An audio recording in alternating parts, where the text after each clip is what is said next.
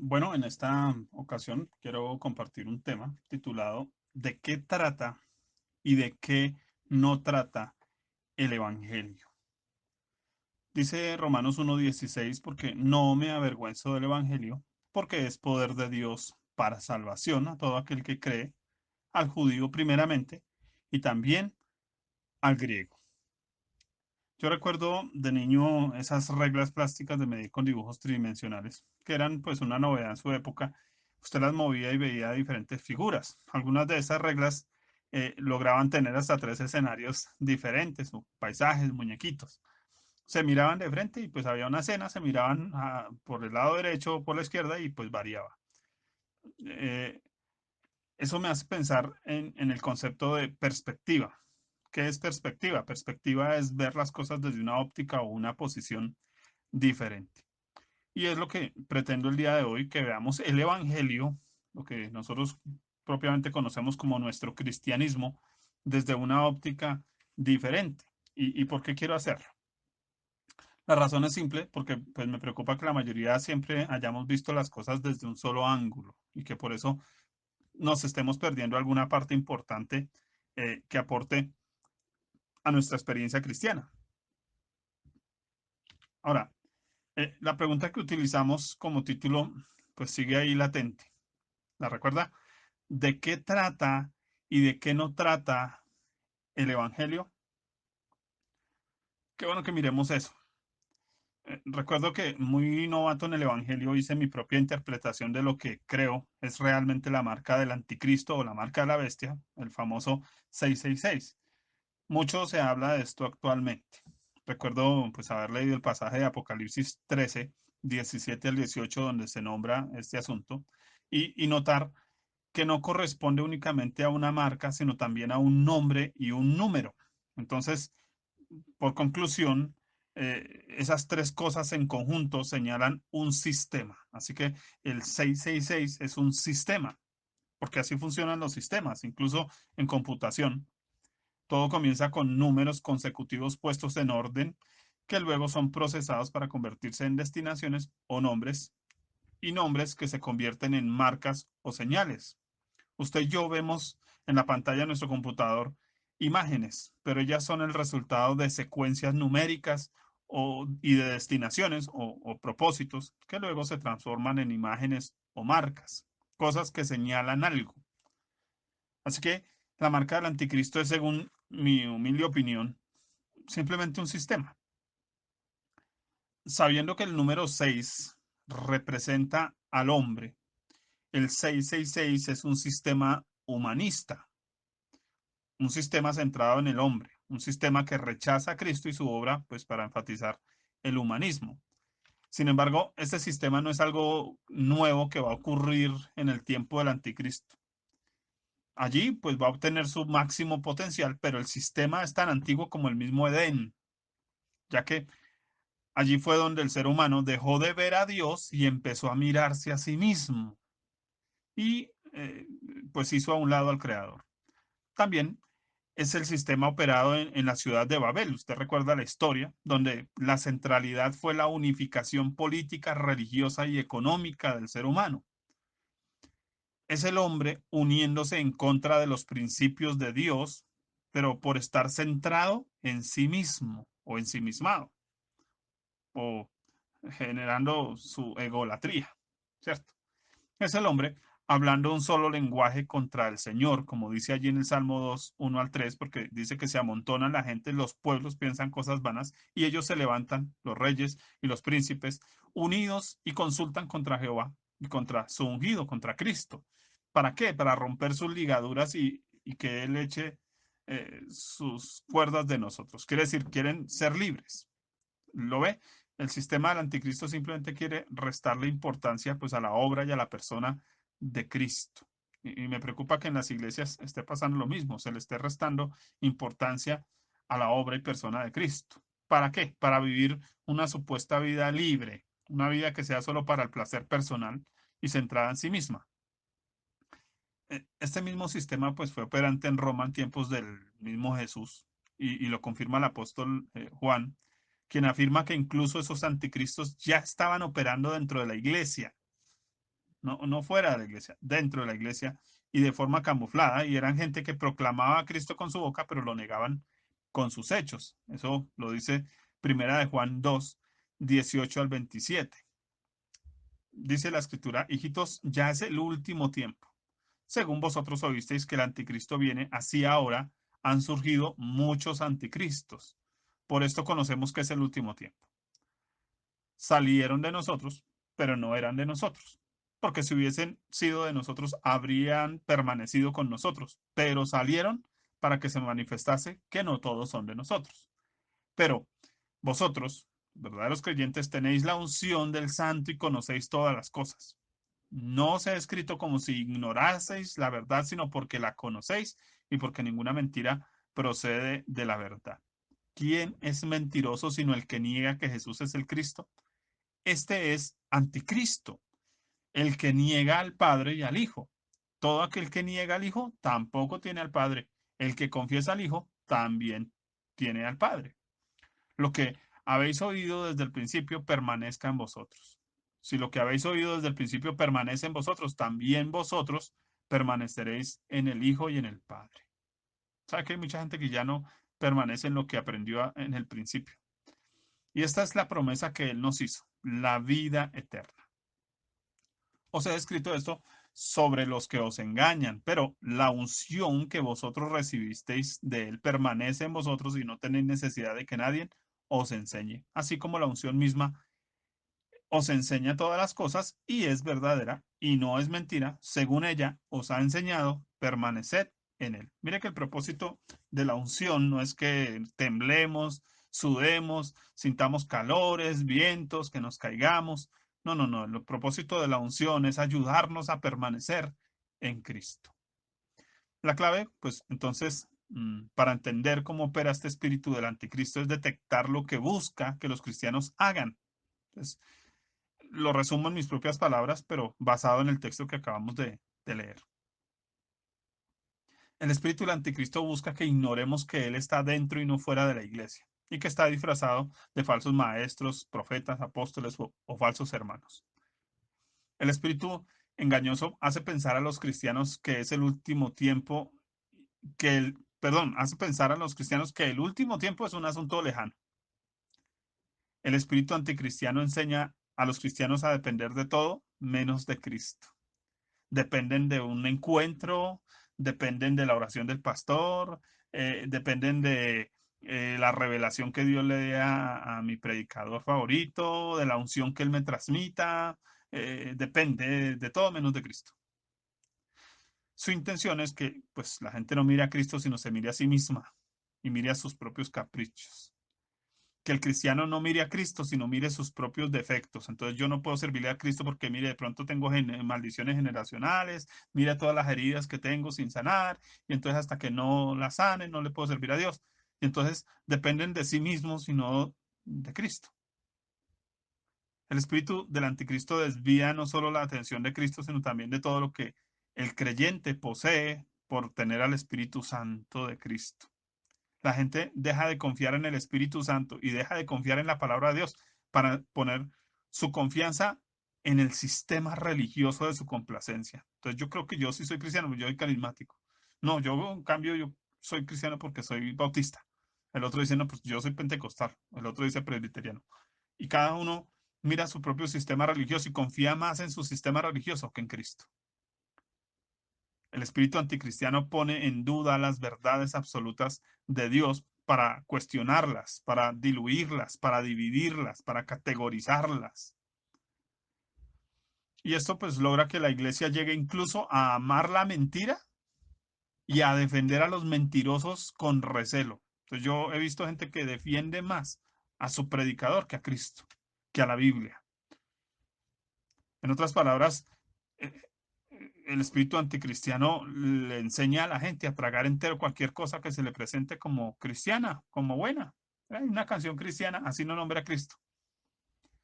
El espíritu del anticristo convence además a las personas que digan que Dios es su padre, pero que en la práctica ni dependan totalmente de él, porque a la larga nos dicen, Dios te va a bendecir, pero tienes que sembrar, tienes que pactar. Entonces estoy dependiendo de mi pacto y de mi siembra y de todo menos de Cristo realmente. Ahora, mm, obviamente es gente que no obedece a la palabra de Dios y mucho menos vive como verdaderos hijos victoriosos de Dios porque siempre los vemos derrotados. Dice la escritura, siempre andan aprendiendo y nunca llegan al conocimiento. Ahora, dicen que Dios es su padre, pero con sus acciones, con su testimonio, con su vida, están negándolo. Y ese es el efecto del espíritu del anticristo y mucha gente está simplemente afectada por eso. El espíritu anticristiano también quita de la vista de los creyentes la perspectiva de la eternidad. Quiere decir que se centra en lo terrenal. Tu casa, tu carro, tu finca, tu bendición, tu salud, tu sanidad, tus milagros. Todo para esta tierra, pero nada que ver con la vida eterna. No nos prepara para la vida eterna, nos prepara para vivir en bendición aquí en la tierra, pero no nos enseña nada acerca de la vida eterna. Ahora, en este caso, eso es humanismo. El humanismo se centra en el hombre complaciéndose a sí mismo o yendo a la iglesia para que Dios lo complazca, ¿cierto? Dios trabajando para complacerle. Este espíritu no hace énfasis en la promesa de la vida eterna, sino en las promesas terrenales. Al menos eso dice Juan. Estoy tratando de traducir lo que acabamos de leer allí. Además, el espíritu anticristiano invita a escuchar de todo sin discernir de nada. A él no le interesa que la gente aprenda, lea la Biblia por sí misma. Todo se lo ponen masticadito, con potica espiritual. Inclusive hasta nuestras nuevas versiones de la Biblia son comida premasticada. Ahora, muchos creyentes simplemente comen engaño tras engaño y lo hacen de buena gana. Hasta pagan porque les enseñen mentiras. Ahora, este espíritu trabaja para que la gente ignore que ya tiene la unción y en vez de aceptar que el espíritu de Dios ya está en ellos y que la palabra de Dios es suficiente, ellos andan persiguiendo ungidos. Entonces quiero ir a tal congreso para que me unja porque es que el que va a venir, ese sí tiene la unción. Y estamos buscando que nos unjan cuando nosotros ya tenemos la unción del santo. Qué tremendo, andamos persiguiendo algo que ya tenemos. Ese es el espíritu del anticristo, porque terminamos idolatrando a los ungidos, idolatrando la unción, en vez de usando la unción para que no nos engañen, porque ese es el trabajo de la unción, que no nos engañen. Ahora, el espíritu del anticristo distrae a la gente con activismo y ocupaciones aparentemente espirituales, pero no invita a permanecer en Cristo. Entonces usted confía en que le ungió los calzones a su marido para que no la traicione y le echó aceite a esos calzones y en vez de confiar en Cristo y hacer lo que Cristo le manda. Sí, ese es el punto. Entonces, activismo, actividades espirituales. Por eso este sistema amarra a la gente a él mismo, no les deja libres para servir al Señor, porque pues es un tipo de sistema faraónico que no quiere que la gente adore a Dios, sino que la gente adora el sistema. Entonces, hoy tenemos adoradores de la adoración. Hoy tenemos adoradores de la iglesia. Adoran la iglesia, adoran el sistema, adoran el templo, adoran al pastor, pero no están adorando a Cristo y no le están sirviendo a Cristo, le sirven al pastor, le sirven al sistema, pero no están sirviéndole a Cristo. Qué tremendo. Ese es el espíritu anticristiano. Ahora le pregunto, ¿cuánto de ese espíritu nos está afectando hoy a nosotros? ¿Cuánto de eso todavía tenemos nosotros? Ahora, muchas de estas cosas las hemos visto actuar por muchos años en la Iglesia del Señor a nivel mundial. Este espíritu, que más bien es un sistema religioso promovido por Satanás, pero ejecutado por gente religiosa, incluso pues bien intencionada, pero que como está engañada y es ignorante de las escrituras, pues transmiten mentira. Ahora nos hace preguntar, si la cosa es así, entonces, ¿de qué trata el Evangelio? Si el Evangelio no se trata de que el pastor me transmita la unción, que el pastor me implante la palabra en la mente como si eso fuera un asunto mágico, ¿cierto? Si la cosa no es que eh, la canción cristiana me lleve a la gloria, no, no, no, no, no. Entonces, ¿de qué trata el Evangelio? Entonces, voy a mirar tres cosas y arranco con la primera, el Evangelio. trata de Dios conquistando la voluntad del hombre y no del hombre conquistando la voluntad de Dios. Isaías 48, 1 al 11. Oíd esto, casa de Jacob, que os llamáis del nombre de Israel, los que salieron de las aguas de Judá, los que juran en el nombre de Jehová y hacen memoria del Dios de Israel, mas no en verdad ni en justicia. Entonces allí hay alguien que está seguro de que es un cristiano, pero ¿qué no hace? ¿Cierto? Entonces no anda en verdad, no hace memoria del Señor, ni anda en justicia, porque de la santa ciudad se nombran.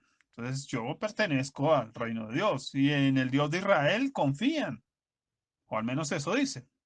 Su nombre es Jehová de los ejércitos. Dice, lo que pasó, ya antes lo dije y de mi boca salió, lo publiqué, lo hice pronto y fue realidad, dice el Señor, por cuanto conozco que eres duro y barra de hierro tu cerviz y tu frente de bronce.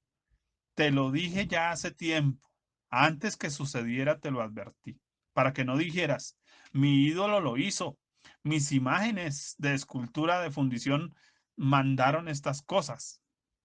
Lo oíste y lo viste todo, y no lo anunciaréis vosotros.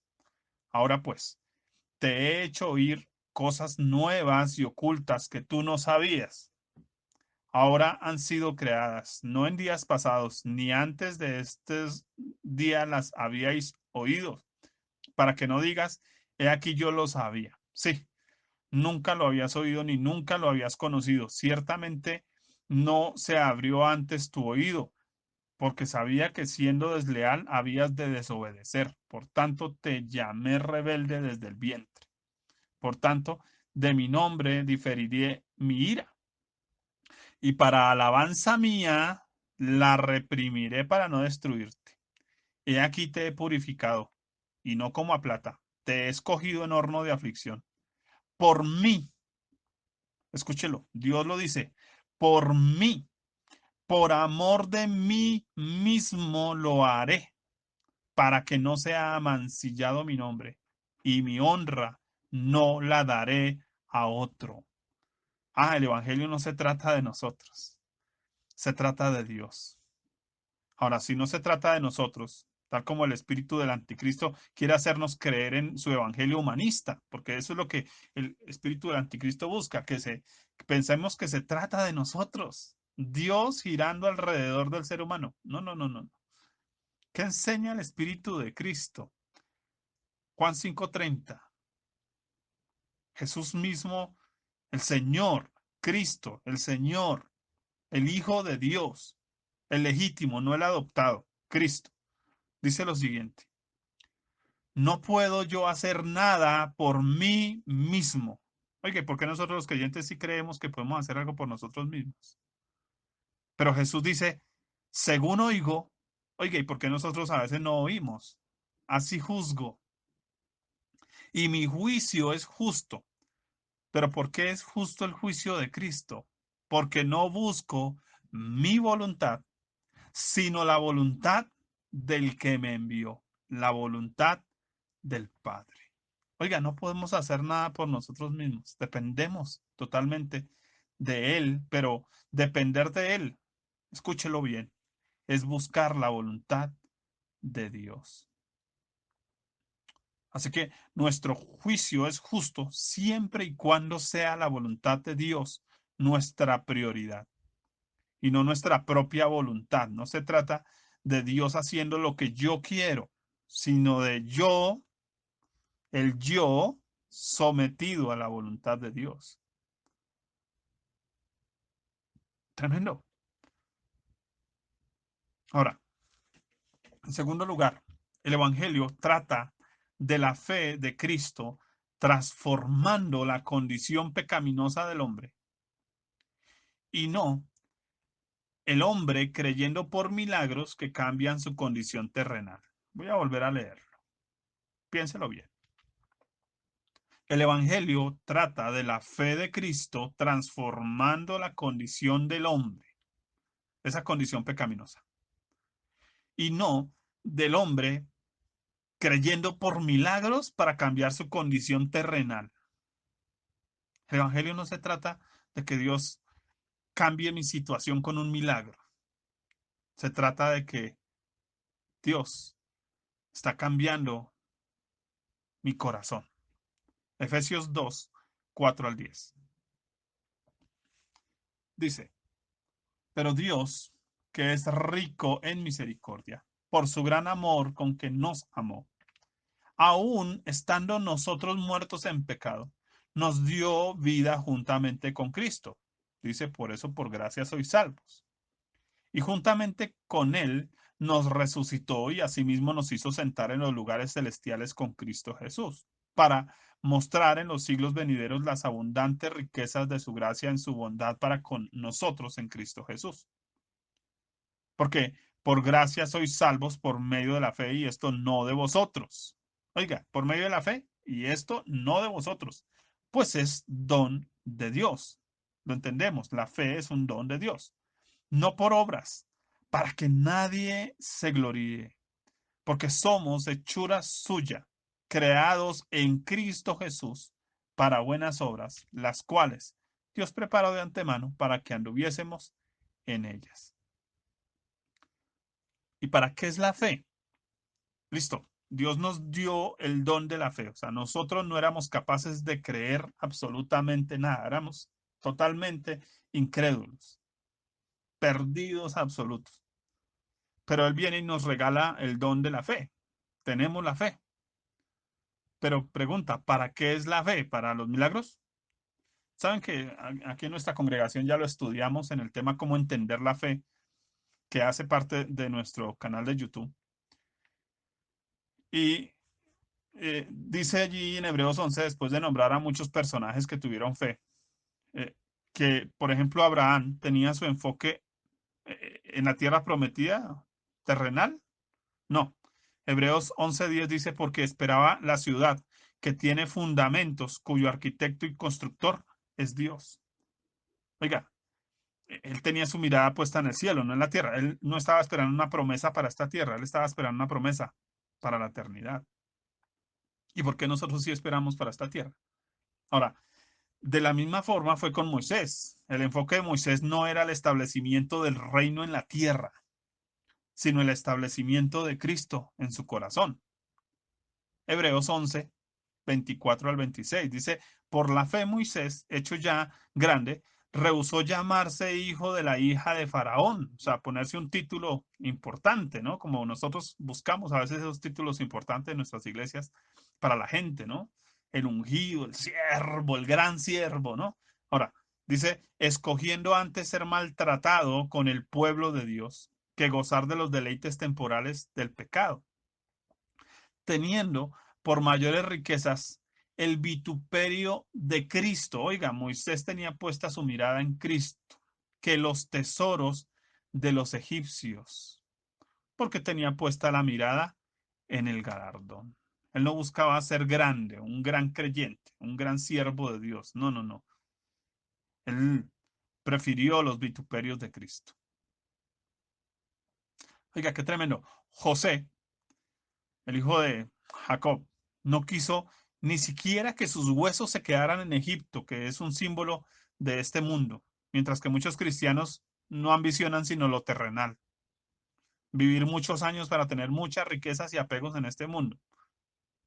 Pero José dijo, no, no, no, cuando ustedes salgan de aquí, de Egipto, lleven mis huesos con ustedes.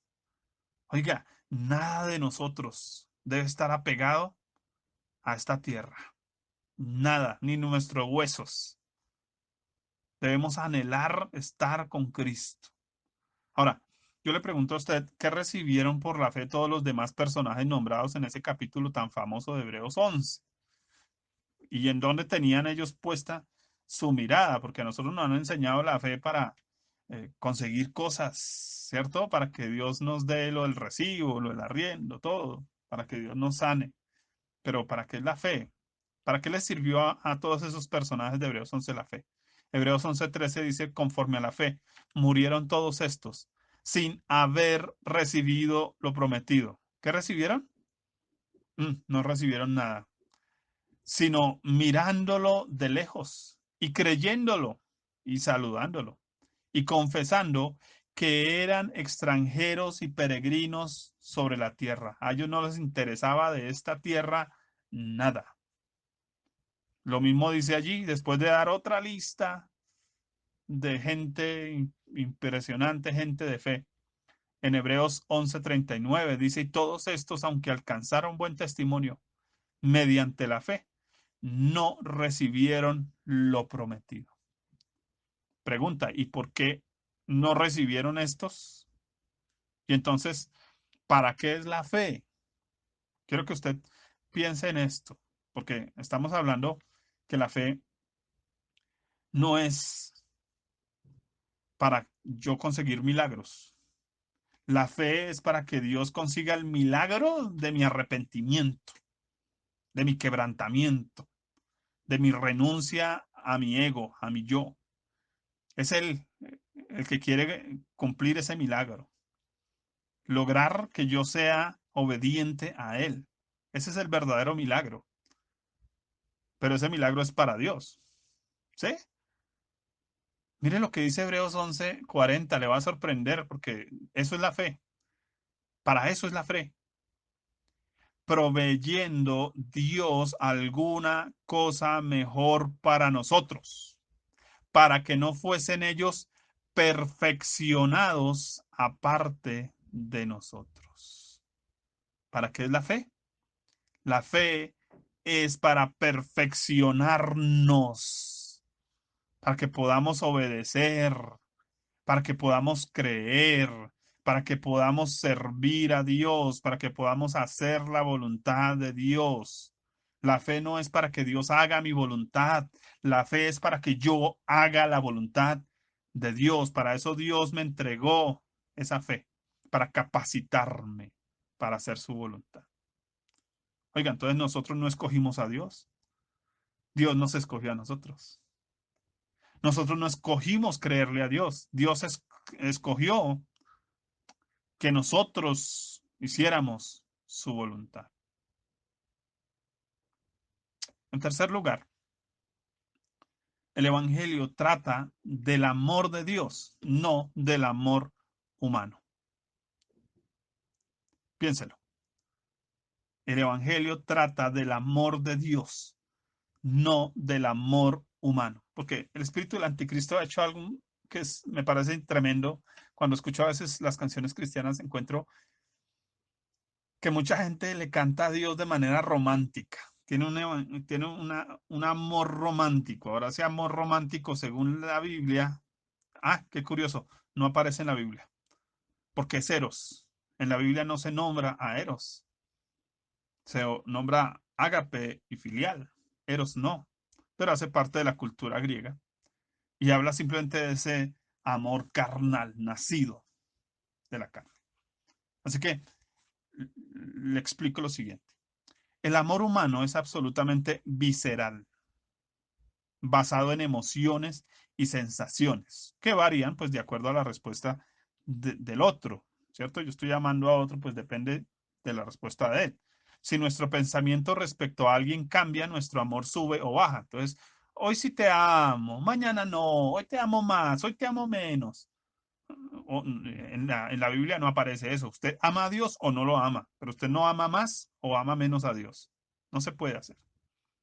Entonces, nuestro amor sube o baja, la emoción cambia, la disposición de la voluntad pues se acomoda. Entonces hoy sí le sirvo a Dios porque hoy me siento que amo a Dios, entonces hoy le sirvo y hoy como si siento que amo harto a Dios, entonces hoy oro harto.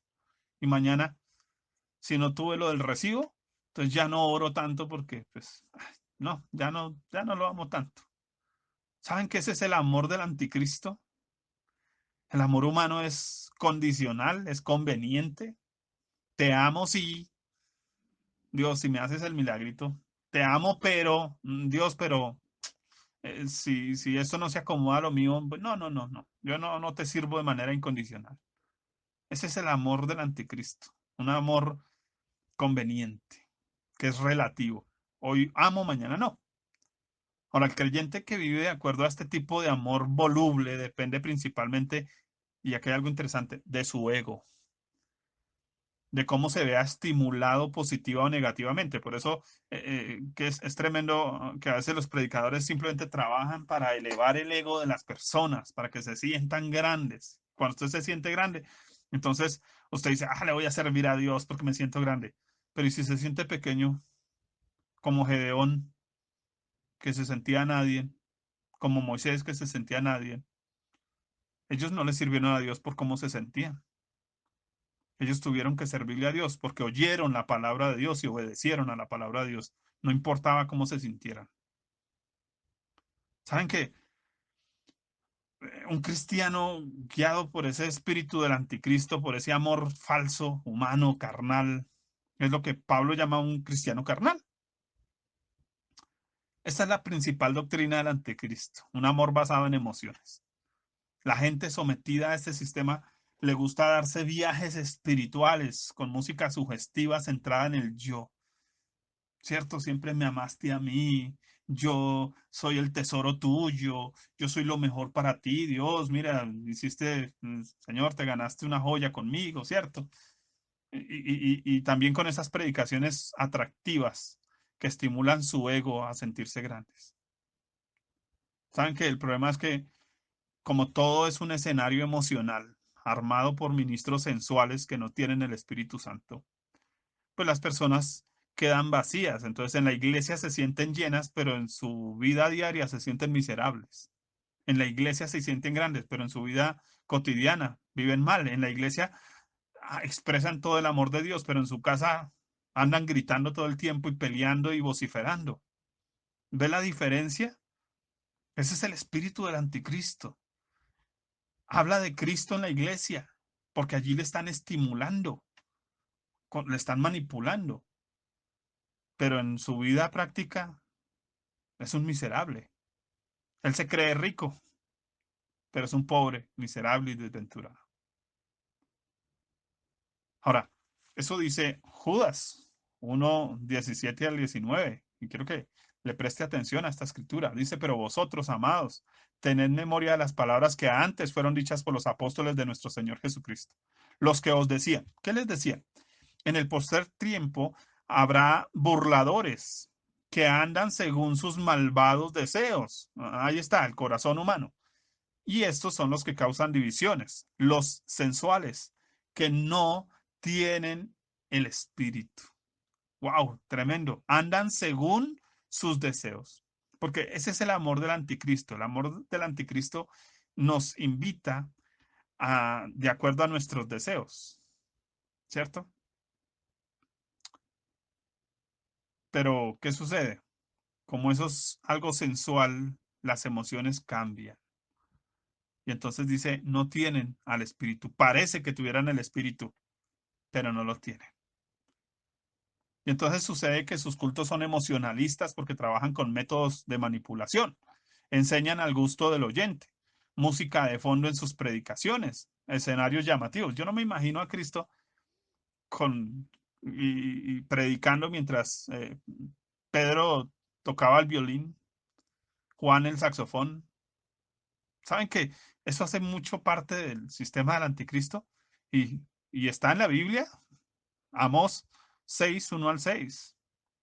Dice, hay de los reposados de Sión, de los confiados en el monte de Samaria, los notables, los principales, los líderes, ¿cierto? Entre las naciones, a los cuales acude la casa de Israel, ¿cierto? Porque a la gente le gusta ir a escuchar este tipo de predicadores, ungidos, ¿cierto? Dice, pasad a Calné y mirad, y de allí a la gran Amat, descended luego a Gad de los filisteos, ved si son aquellos reinos mejores que estos reinos, si su extensión es mayor que la vuestra. Quiere decir, ellos se creen grandes, pero Dios dice, venga, si quiere camine y vamos y miramos que allí también hay gente grande. O vosotros que dilatáis el día malo. Entonces, no, tranquilos que todo va a estar bien. Entonces, este año muchos de los predicadores, lema del año 2020, el año de la bendición, el año de la prosperidad, el año de la grandeza, el año de la visión. ¿Perdón? ¿Y en qué vamos? Dilatan el día malo. y acercan la silla de iniquidad. Quiere decir, no le importa si la gente peca o no peca, desde que le lleve su plata, no hay problema. Desde que los aplaudan, no tienen problema. Pero, ¿cómo vive este tipo de gente? Dice, duermen en camas de marfil, tienen buenas casas, buenos carros, reposan sobre sus lechos y comen los corderos del rebaño. Le sacan la plata a la gente, hacen mercadería de ellos, los novillos de en medio del engordadero, que comen los gorditos, a ellos les gusta la gente que les diezme y ojalá harto, ¿cierto? Oiga, qué interesante, gorjean al son de la flauta. O sea, ellos cambian el tono de voz para predicar como si estuvieran llorando mientras alguien está tocando música detrás de ellos. E inventan instrumentos musicales como David, pero beben vinos en tazones y se ungen con los ungüentos más preciosos. El mejor carro, la mejor casa, porque somos los ungidos de Dios, entonces merecemos lo mejor. Pero dice la escritura, y no se afligen por el quebrantamiento de José. A ellos no les interesa si la gente se está perdiendo. Saben que hubo una situación interesante. Resulta que Dante Hebel entró dentro de lo que llamamos el movimiento apostólico y profético. Y estando en esa situación un día, tomó un avión y yendo en ese avión se encontró con un hombre llamado John MacArthur. Quedaron en la misma silla, uno al lado del otro. Y John MacArthur dijo, bueno, tenemos poco tiempo para charlar. Y pues Dante Hebel respeta a John MacArthur, obviamente es un varón de Dios. Y Dante Hebel pues charla de algo y John MacArthur le dice, te puedo hacer una pregunta. ¿El evangelio que estás predicando realmente llevará a la gente al cielo? Saben que Dante Hebel contó ese testimonio y él dice que cambió su predicación, dejó de contar tantos chistes, que él tuvo que empezar a predicar más de Cristo porque no estaba predicando de Cristo, le estaba enseñando a la gente cómo ser exitosa, le estaba enseñando a la gente cómo ser conquistadores del reino, cómo ser implantadores del reino, pero no les estaba enseñando a la gente quién es Cristo.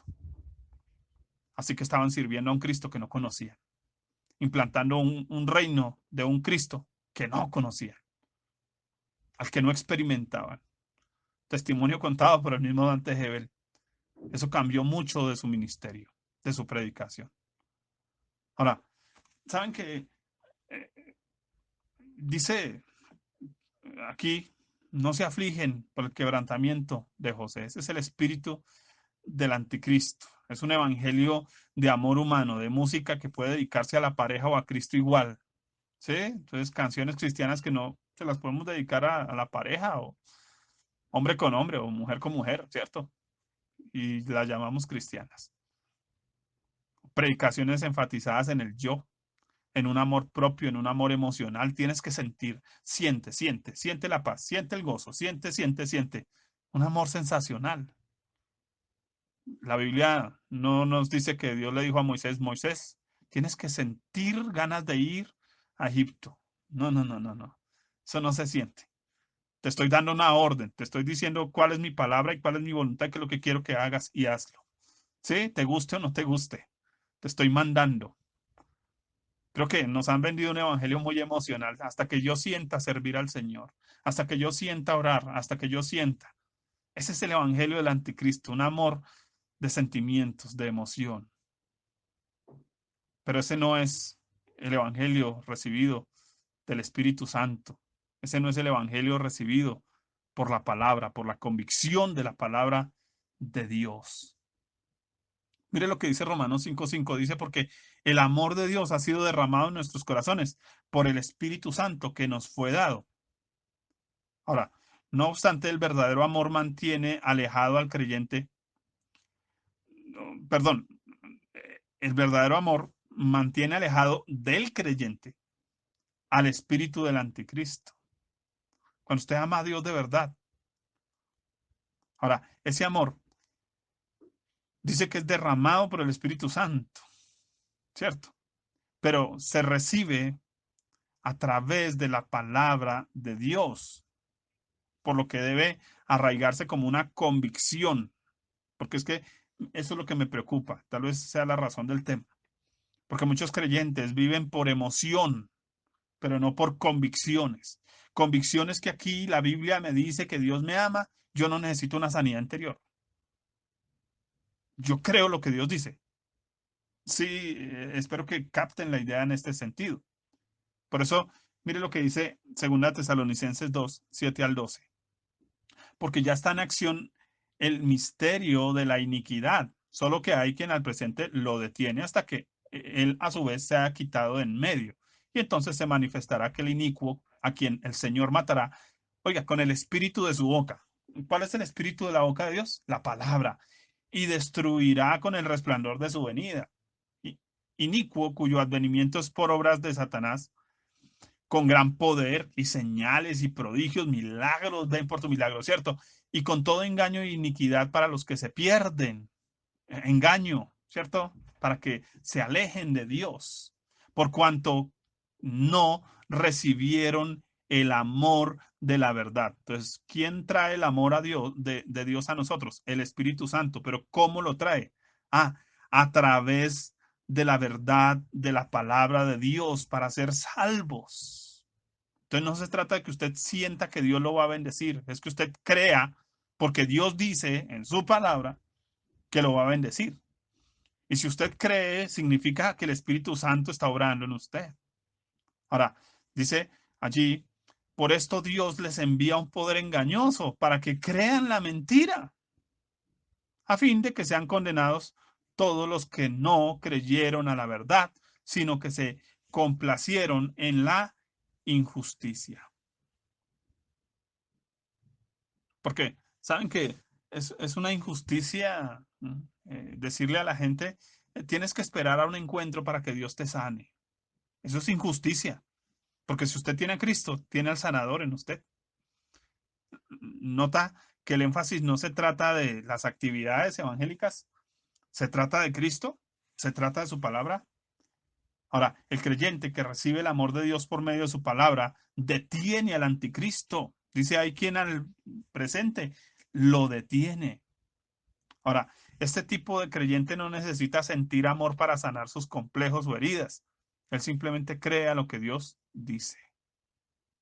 Ahora, ¿cuál es el efecto del amor de Cristo? ¿Saben? El amor de Cristo es un amor espiritual. Y en primer lugar, capacita al creyente para amar a Dios. Entonces, el amor de Dios en mí me capacita para amarlo a Él. No es para amarme a mí mismo, es para amarlo a Él. Primera de Juan 4:19. Nosotros le amamos a Él porque Él nos amó primero. Qué verdad sencilla, pero profunda. Usted no puede amar a Dios si usted no se deja primero amar por Dios. Pero no se trata de que usted sienta amor, se trata de que usted reciba el amor de la verdad, quiere decir lo que Dios dice en su palabra. Ahora, en segundo lugar, el efecto del amor de Dios es que trabaja contra el verdadero problema del hombre. ¿Cuál es el verdadero problema del hombre? ¿Las maldiciones?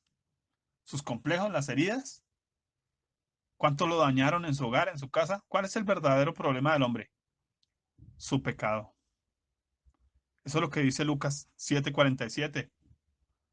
Dice, por lo cual te digo que sus muchos pecados le son perdonados, porque amó mucho, mas aquel a quien se le perdona poco, poco ama.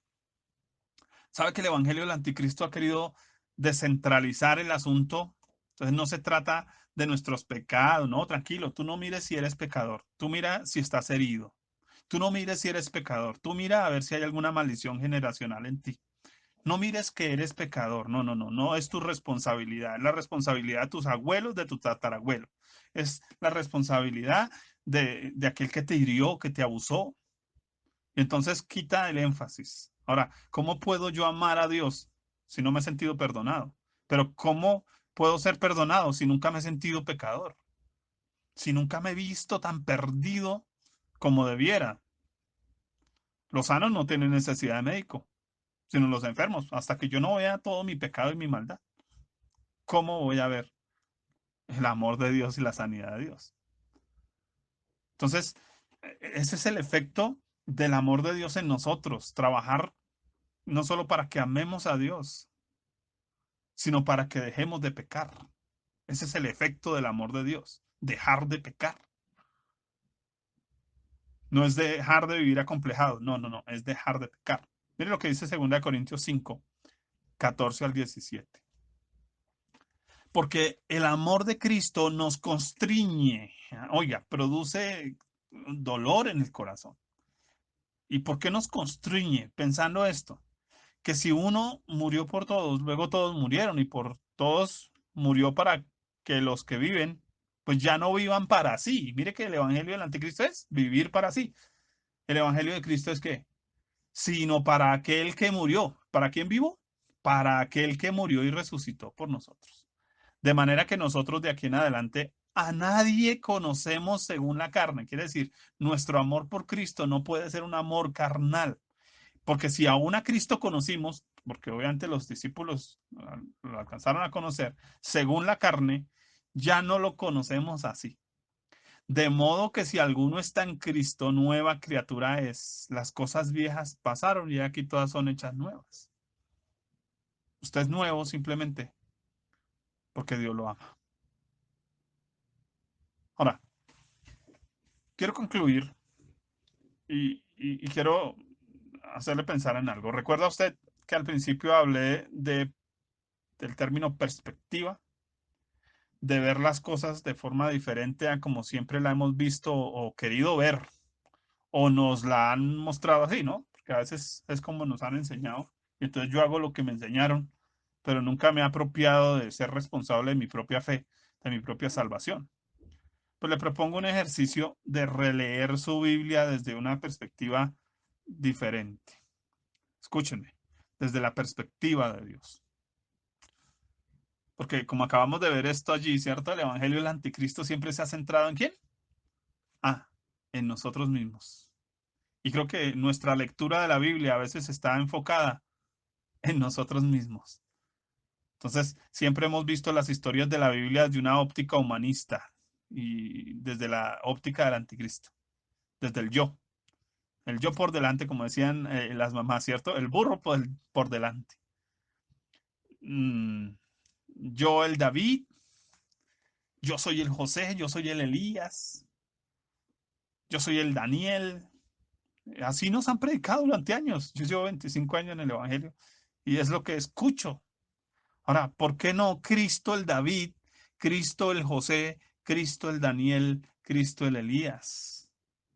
¿Qué tal si hacemos un ejercicio y le dejo con esto de manera curiosa, tal vez para que usted reevalúe su lectura de la Biblia, para que cambiemos nuestra perspectiva de qué trata el Evangelio y de qué no trata el Evangelio, de qué trata su Biblia?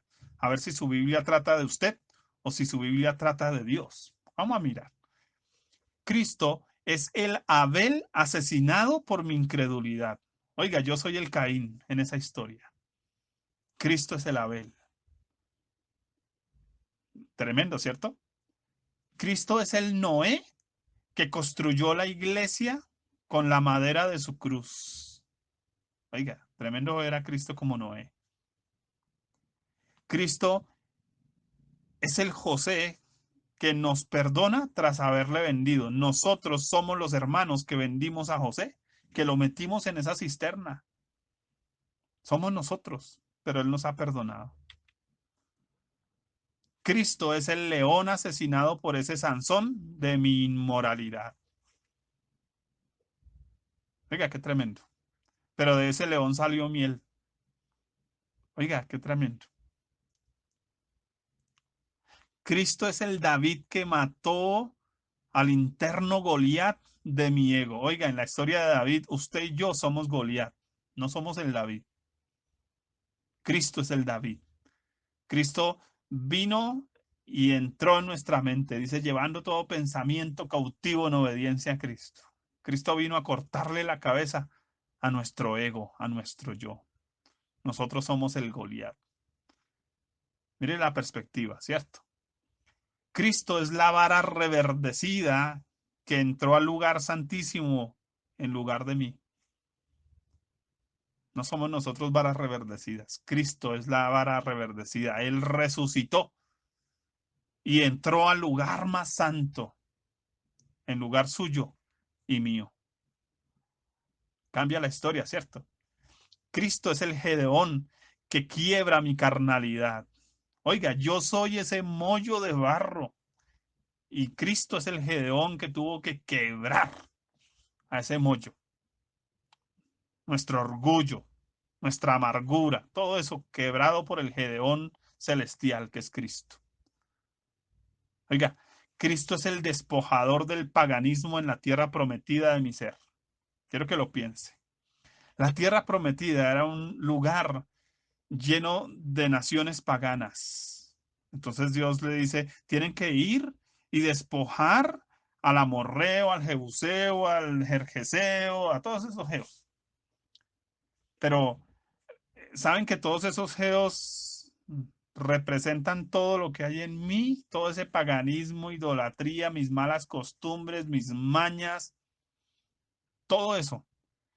Cristo es el despojador. Cristo es el que entró a despojar de nosotros, a sacar, a reprender, a echar fuera. No somos nosotros reprendiendo, es Cristo reprendiendo en nosotros toda esa maldad.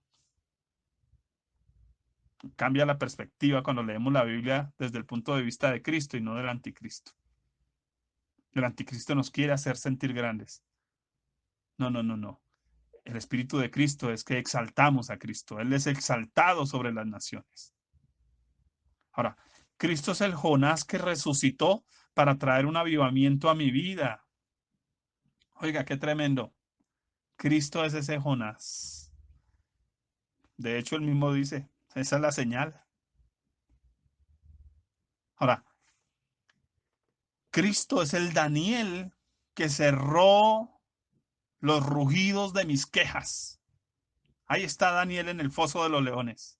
Ah, es Cristo en mí, acallando todos esos leones de mi queja, de mi murmuración, de mis complejos, de mis pobrecitos yo.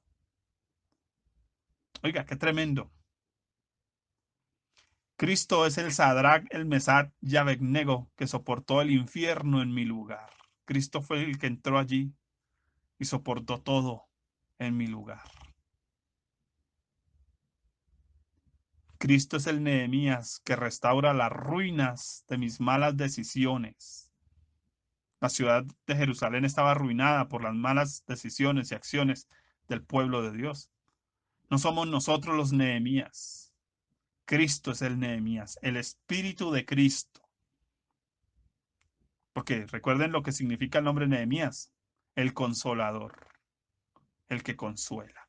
Es el Espíritu de Cristo el que me restaura. No soy yo restaurando a nadie. No puedo restaurarme ni a mí mismo. Es Cristo restaurándome a mí. Oiga, la predicación del anticristo ha centrado el mensaje de la Biblia en el hombre y sus deseos egoístas y le ha robado de alguna manera la posibilidad de ser transformado realmente. Creo que por eso vemos creyentes que llevan muchos años, pero su vida no ha sido transformada. Por eso siguen heridos, resentidos, amargados, acomplejados, siguen reaccionando tan carnalmente, simplemente porque han tenido el evangelio del anticristo, pero no el evangelio de Cristo. Por eso hoy el tema, ¿cierto? ¿De qué trata y de qué no trata el evangelio? Mire lo que dice 2 Corintios 3, 17 al 18 y paso a 2 Corintios 4 del 1 al 6. Voy a leerlo de corrido. Entonces, desde el capítulo 3, 17 hasta el capítulo 4, verso 6. Y quiero que se identifique, vuelva y lea ese pasaje en oración y se identifique usted en esta situación. Dice, porque el Señor es el Espíritu. Y donde está el Espíritu del Señor, allí hay libertad. Entonces, usted, si usted tiene el Espíritu de Cristo, de verdad es libre. Pero si no, usted sigue esclavo. Si usted sigue gritando como si nada, usted está esclavo. Si usted sigue todavía luchando con un montón de cosas, usted está esclavo. Ahora, por eso dice, por tanto, o sea, en lugar de eso, nosotros todos mirando a cara descubierta como en un espejo la gloria del Señor. Somos transformados de gloria en gloria. Ahora, cuando habla de como un espejo, está refiriéndose a la escritura. Y entonces, ¿qué buscamos o qué leemos en la escritura? Buscamos la gloria del Señor. Entonces, usted lee la Biblia no para buscar su gloria. ¿Qué tan glorioso soy como hijo de Dios? No, no, no, no. No es tan glorioso soy yo. Es que tan glorioso es Cristo. Por eso, cuando miramos en ese espejo, en la Biblia, la gloria del Señor, somos transformados. Mire que no trata de cambiar mi forma de pensar. No, somos transformados totalmente de gloria en gloria en la misma imagen. Oiga, no es Cristo pareciéndose a mí, es yo pareciéndome a Cristo, pero como por el Espíritu del Señor, por la obra del Señor. No es por un esfuerzo mío, no es por un esfuerzo propio, no es porque me mentalizo. Por eso dice, por lo cual, teniendo nosotros este ministerio, según la misericordia que hemos recibido, no desmayamos. Antes bien, renunciamos a lo oculto y vergonzoso. Nuestra tarea es renunciar, no andando con astucia, ni adulterando la palabra de Dios, porque cuando recibimos una palabra adulterada, ¿qué sucede? No hay transformación, sino por la manifestación de la verdad. Entonces yo no voy a la iglesia a que se manifieste el calor, el fuego, el viento, la lluvia. No, no, no. ¿Qué es lo que tienen que manifestarme en una iglesia? La verdad de la palabra de Dios. Dice, sino por la manifestación de la verdad, recomendándonos a toda conciencia humana delante de Dios. Pero si nuestro evangelio aún está encubierto, entre los que se pierden está encubierto, en los cuales el Dios de este siglo cegó el entendimiento de los incrédulos, los que no quieren creer la palabra de Dios, para que no les resplandezca la luz del evangelio de la gloria de Cristo, el cual es la imagen de Dios.